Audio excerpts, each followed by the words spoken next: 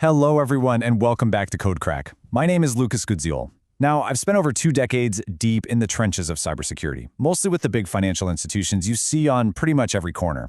I've led a ton of teams and projects, all dedicated to finding and fixing security flaws, from your good old-fashioned network pen tests all the way to the most complex system vulnerabilities.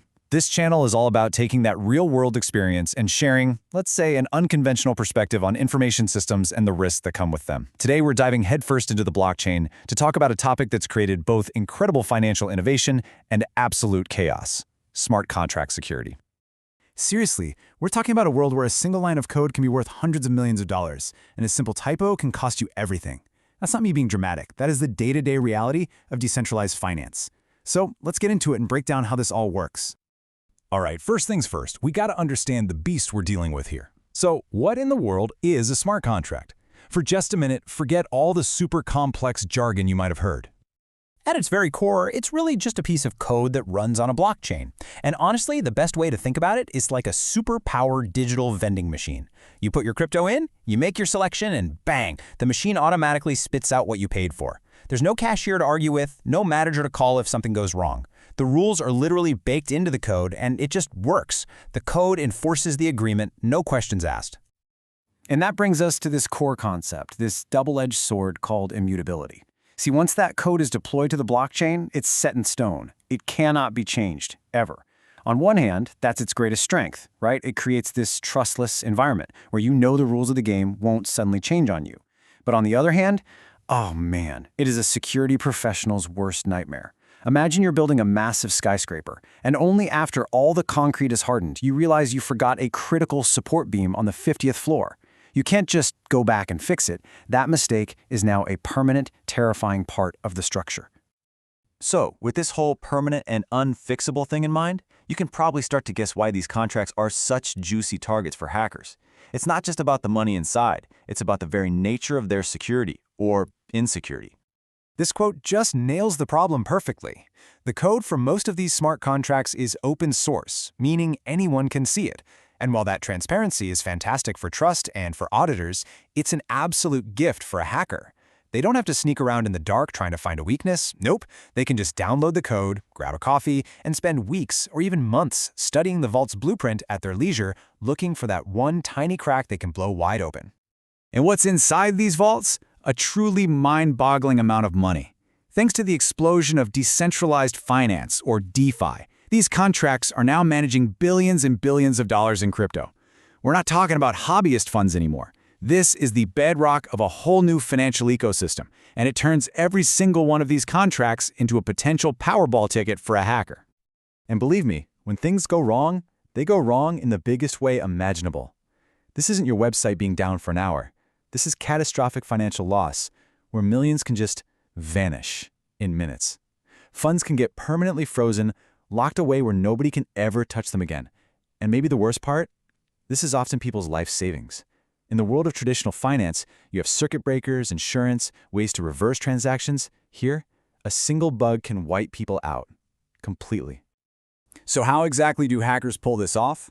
Well, let's take a look at the Hackers' Greatest Hits album. These are the classic, devastating attacks that have really come to define the field of smart contract security.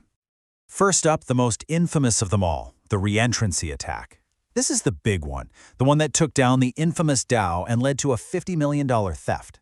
The logic is so simple it's almost beautiful. An attacker's contract asks for a withdrawal. The victim's contract sends the money, but, and here's the trick, before it gets around to updating the attacker's balance, the attacker's code calls the withdrawal function again. The contract checks the balance, sees it's still full, and sends more money. This creates a loop that just keeps going until the contract is completely drained.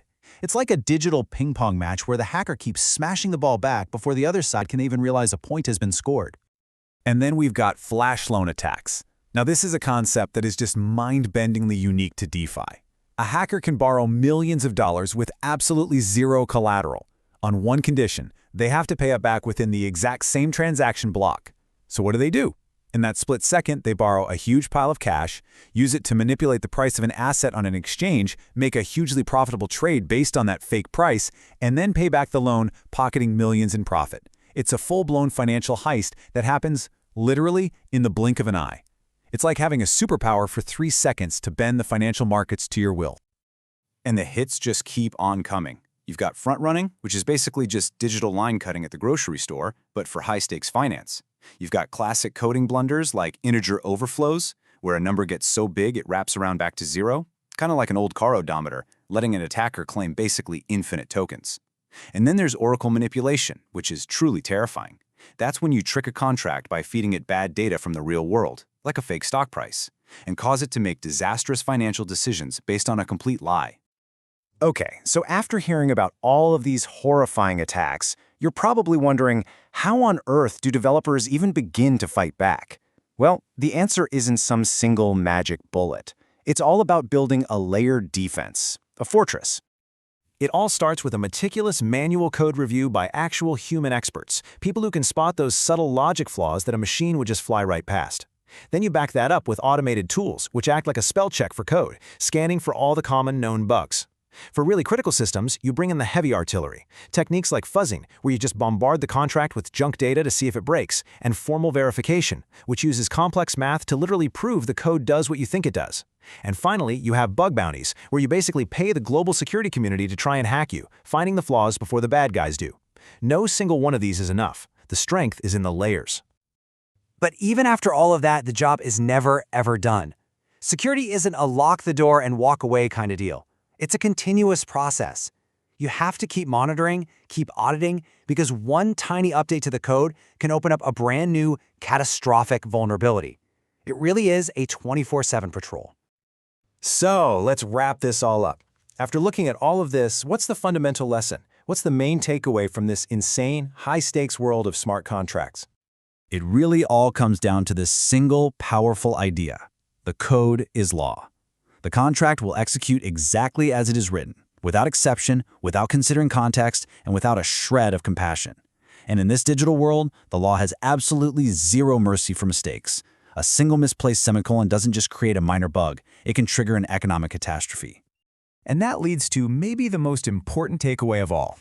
Just because a system is decentralized does not automatically make it secure. That is a very dangerous misconception. The security of any smart contract and the safety of all the money locked inside it always comes back to the quality of the human beings who wrote it and audited it. The technology cannot save you from human error.